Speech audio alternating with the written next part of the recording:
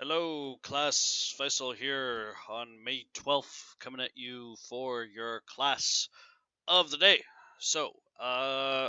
Yesterday I assigned your first reflection, the one about marijuana. Today I'm going to assign your second one. But before we get to the second reflection, let me talk a little bit about paragraphs. So, first of all, I wanted to talk about transitions, right? Which are the heart of many paragraphs, right? They're the things that go, well, right here in my example paragraph that I made last week. First of all, for example, secondly, to explain, lastly, and to conclude, right? Those are the transitions that I see you guys using in your paragraphs, and they're all very good, very fine. But I wanted to talk about just getting a little bit away from the whole first of all an example thing, right? And here's what I mean by that, right? We don't always have to say first of all, for example, right? So here is still my cat paragraph, right? So I've got my topic sentence. The best animal to have as a pet is undoubtedly the cat, right? But instead of first of all, I could, for instance, say to begin, right? Uh, or I could say something like certainly, right? I could put something like that in order to start my argument, right? It doesn't always have to be a first kind of thing, like where you say firstly or to begin or something like that.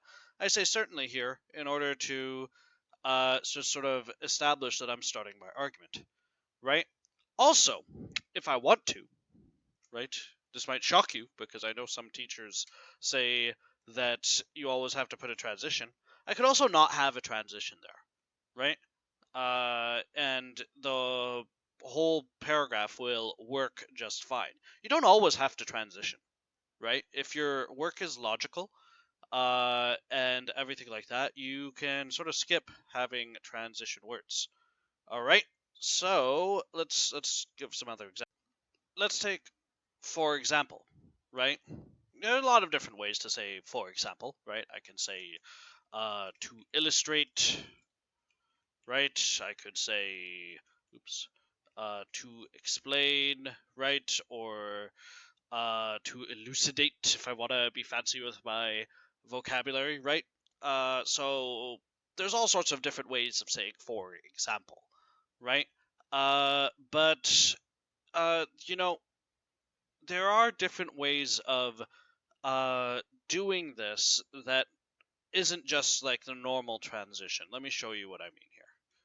So, I put here, instead of to illustrate, I put the fact that illustrates this is, and then I say my cats and Dragos and Urdos both have very nice coats and always keep themselves clean. So, that uh, is a transition, but you'll notice it's not the usual thing like I have down here to explain comma, right? In this case, the beginning of the sentence itself is what's transitioning one idea to the other, right? Same thing when I go over here, secondly, right? Instead of secondly, I could say furthermore, right? Or I could put something like it should also be considered that cats are very easy to take care of and act very independently, right? So there are different ways of doing transitions, right? And I'm not saying that first of all and for example is wrong, right? That's not what I'm saying at all. But what I am trying to say is that you should change up what you're doing a bit, right? You don't always have to stick with the exact same thing, right? This week we're doing 3 paragraphs, and if all of your paragraphs are just, first of all, for example, second of all, to illustrate, lastly, to explain, in conclusion, right, then it gets a little samey, right? And you want to be able to write in different ways, right, as you make these things, okay? So that's what I want to say about transition words. So, the other thing I want to talk about is Google Translate. This thing right here, right? So, this website here is a very useful website, right? If you don't know about it, you should know about it, because this is a website that will translate things into different languages. And you know what? I use it a lot because my fiance is Indonesian, right? And if I want to talk to her family, I often have to, write it right here, and it will translate it for me into Indonesian, right? So it's a useful tool to have, right? I'm not saying don't use it. I use it myself. I use it a lot, even. But I want you guys to know something about Google Translate, right? The more you put into Google Translate, the worse it works, right?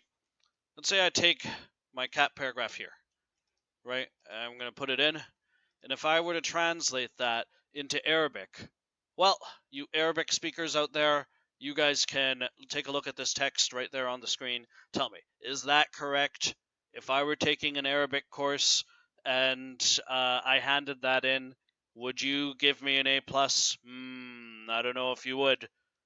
Right? Same thing, for where is it? I know we have a lot of Spanish speakers. Spanish speakers.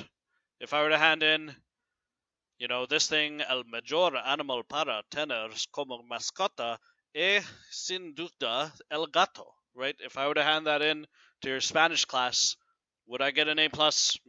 Probably not. So the best way to use Google Classroom, or Google Translate, I should say, is to do it one word at a time, right? So if I want to know the word uh, for cat in Arabic, right? I can just go like that, and I can find out it means qat, right? So there you go. It even shows me a picture. Very nice, right? Or if I need to know the meaning of a certain phrase, right? So for instance, if I were to say the teacher is nice, right? It will tell me that much. But the more you put in, the worse it gets, right? So use it for small things, tiny, right? A little short phrase or a single word. That's what Google Translate is great for. But if you put a lot in, you're gonna have some trouble. All right. So that's my second tip of the day for writing your paragraphs: is restrain your use of Google's Translate. I can always tell, guys, when I get a paragraph that was originally written in one other language and then Google translated over. I can always tell 100% of the time. So don't do that, right? That's going to cause you trouble. So that brings us to our paragraph topic of the day, which is going to be about universal basic income, or UBI. So, right now, Canada is doing the program called CERB, right? CERB, Canada Emergency Response Benefit, which should be giving Canadians that need it, individuals that is, about $2,000 a month if they have lost their job and cannot collect EI, right? I'm sure that some of you might be using this, right? If not, then you might know other people that are using it. I know some people that are using it right now because they've unfortunately lost their jobs in this terrible crisis. So that is what is going on right now, right? Where people are taking $2,000 a month for from CERB. But there's an idea that's going on, and this idea has been going around the world since before the pandemic, but it's sort of coming back into focus now, of this thing called universal basic income, right? So the idea of UBI is that every month, every person in a country, regardless of how much money you're making, or whether you're a student, or whether you're working a job, or whatever it is, every single adult in the country receives a certain amount of money from the government, right? So the idea is that, no matter where you are in society, you're getting a little bit extra from the government every week, right? And how much that is sort of, no one really agrees with that about that. It could be $1,000, could be $2,000, somewhere around there. But you would get this extra money from the government, uh, just automatically, right? Because it would be universal. That's the idea. And that idea, sorry, it didn't take off before, right? But it's certainly getting a lot more attention right now. The country of Spain is doing this, right? I believe they intend to start doing universal basic income starting in May, right? As part of its response to the economic crisis and caused by the coronavirus. And even the Pope, right? Pope Francis of the Catholic Church has come out and said it's a good idea. So, here in Canada, back in 2016, actually, we did actually have a pilot program going on up in Thunder Bay where they were going to try universal basic income, right? The people in Thunder Bay under the last premier were getting $1,200 a month, right, from the government, right? And they obviously quite like that. But when Doug Ford came into power, right, he won the last election, he said, no, none of that. We don't like that idea. And he killed that program. So Canada isn't doing UBI right now, but it's certainly something that we are talking about. So again, to review, the idea of UBI is essentially every single citizen will receive about $1,000 or $2,000 from the government every month. It's not supposed to be enough that you can live and not work off of it, right? Just then and there, right? So if someone's getting $1,000 per month from the government, they can't just say, "All right, I'm going to quit my job," right? The idea is that everyone gets a little bit extra.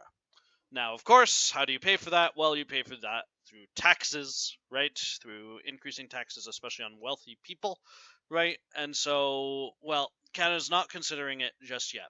But it is something that's sort of out there in the ecosystem, I guess you could say, right? Maybe this idea is going to come in a couple of months or maybe years. We'll see if this idea starts really getting serious support.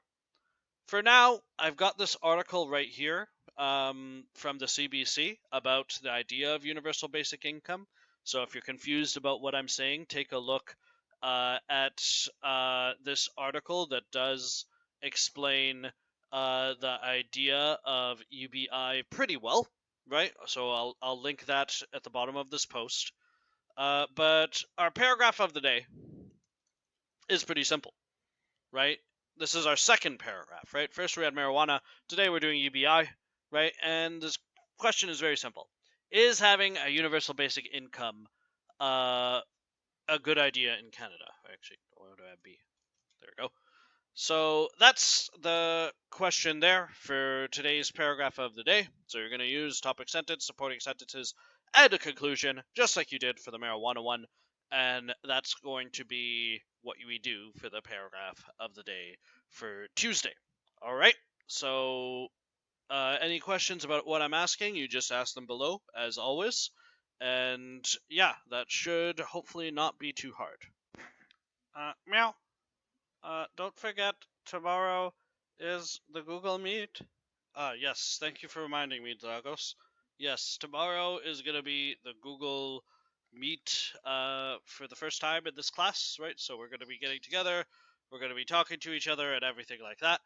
So, in order to access that, what you do is use your paw to click on this link on the Google Classroom, right? See, right here, Meet link. You just click there at 1 o'clock tomorrow, Wednesday, right? And it will say, it wants to use your microphone, it wants to use everything else, right? So you hit allow for that, and then you hit join now, and then you'll be in. All right, so that's the plan for tomorrow's meeting, right? So you just click on this link, should work just fine on a PC or on a phone. It's just a matter of clicking the link, and then it will work. All right, so are you going to be okay for that, Dragos?